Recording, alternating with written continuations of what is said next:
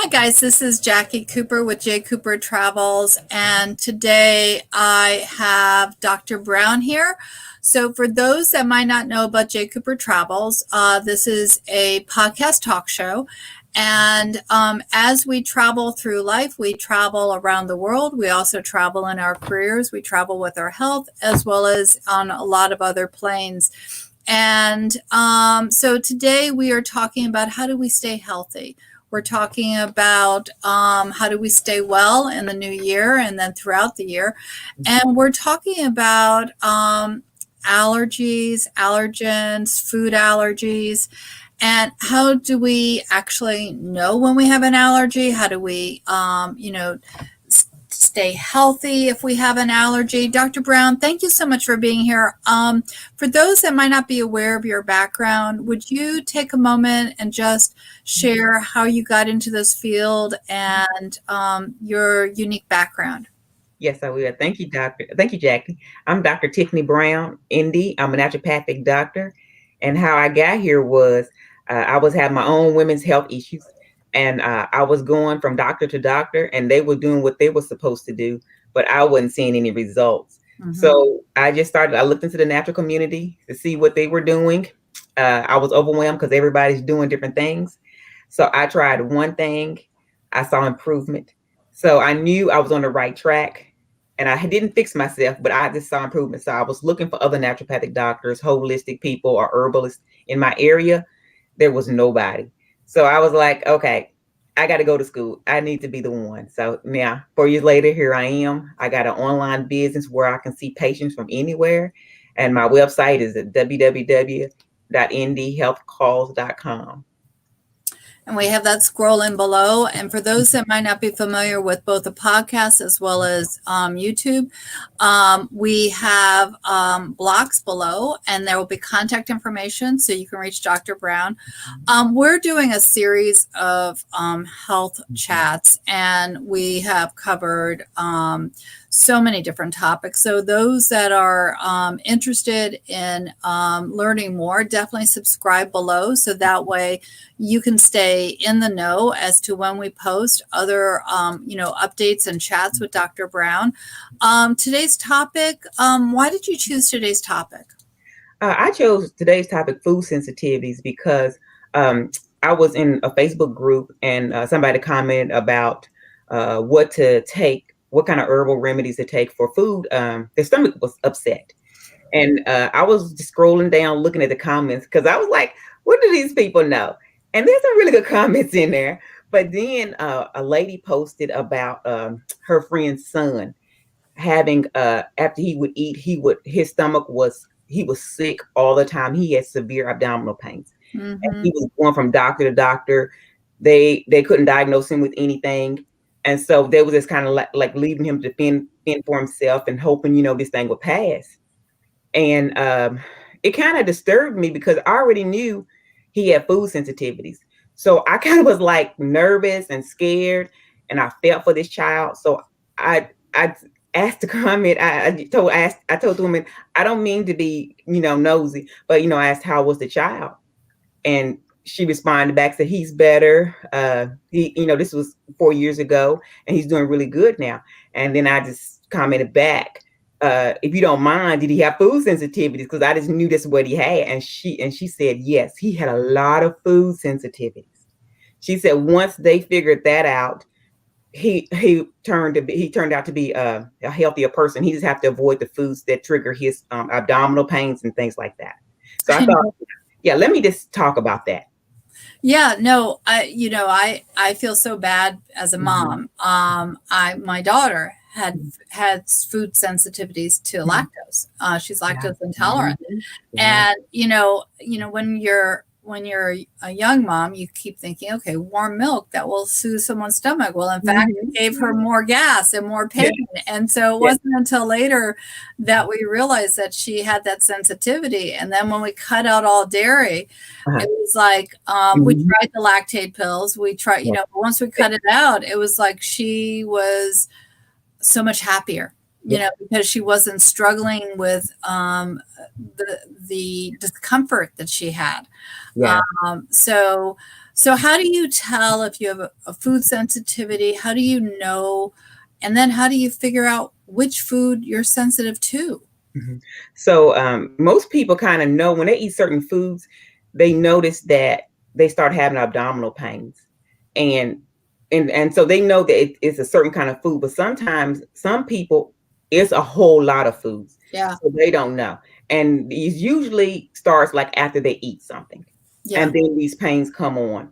And people, they don't know what's going on, and they might have lived so long without this problem, and this problem just automatically appears out of nowhere sometimes.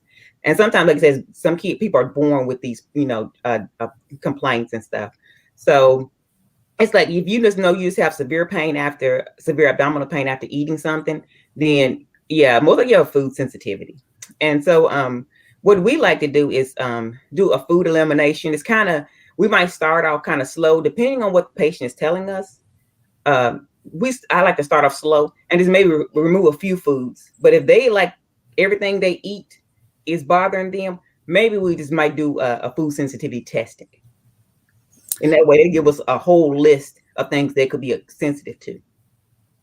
So your practice is naturopathic, so it's very healthy oriented. So when someone comes to you, how do you approach this question of food sensitivities? What can you do to help someone if they think they might be sensitive to something? So I like to approach it by just kind of just seeing what's going on, how long they've been dealing with it. Because sometimes it's probably not even a food sensitivity. It might be celiac, something like that, or it could be they just allergic to have histamine or allergic to food additives. So it's like I just want to talk to them, kind of see what they might have allergies to, because some people might have some type of nasal allergy or asthma or something that might kind of fit into the picture, because from the nose and mouth all the way to the bottom, that whole tube is connected. So anything food wise can cause any portion of that part of the body to have a problem.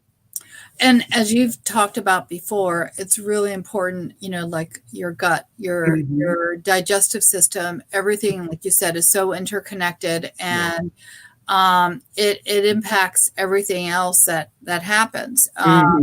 I know that in one of our earlier episodes, you had suggested zinc as a way to kind of maintain your immunity system. And I went to your website and was able to get some, and I was pleasantly surprised. They're chewable.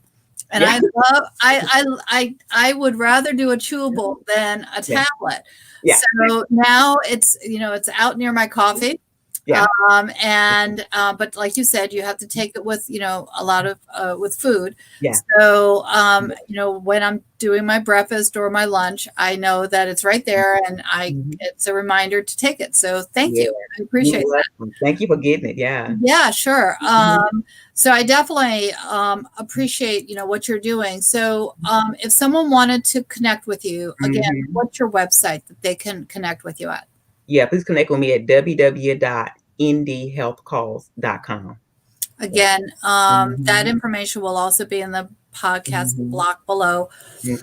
So any last reminders that you want to share with people right now? I know it's, the sort of the wintertime. Everyone who's listening, you might be listening at different times of the year, but anything that you want to remind them about? I know we're talking about food sensitivities, but anything that you want them to be thinking about for their own health right now? Still most definitely, the summer isn't here, so most definitely vitamin D, because the sun isn't out and we're not getting enough of it. Most definitely want to supplement at this time. And like you said, zinc is a perfect thing to have. You want your multivitamins, because we're not really just getting out, and when we're probably consuming bad foods, because a lot of us still at home. We snacking when we're supposed to be, and not eating full course meals and stuff like that. So most definitely, and plenty of water. Yes. Definitely plenty of water. And you had mentioned celiac, so maybe that's a topic that we can talk about at another time. I know that that is in my family, and that a lot of individuals that I know have gluten sensitivities. Yeah. So would gluten sensitivities be considered a food sensitivity, or is that something that's different? No, it's a food sensitivity because you like be sensitive to wheat and not have celiacs, and or you just can have celiacs and have to avoid the wheat, the gluten, the rye, the barley, and all those. Interesting. I know that one other product line that I've been using is through Isogenics, and they are gluten free. And I was looking into that because, again, of different family members. So I was looking at that. And what about recipes? I mean, if you have you looked into any good cookbooks or healthcare sort of recipe books for individuals with food sensitivities?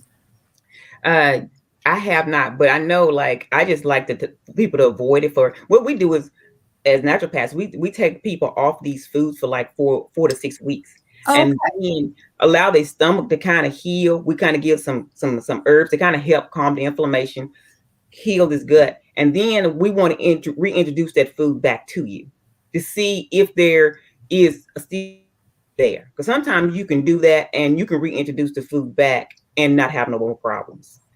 Good to know. Good to So know. that's the way to go. Yeah, but yeah, if you have celiacs, that's we can't do with celiacs or even wheat gluten. I mean, wheat sensitivities are also kind of a hard one to kind of get past also.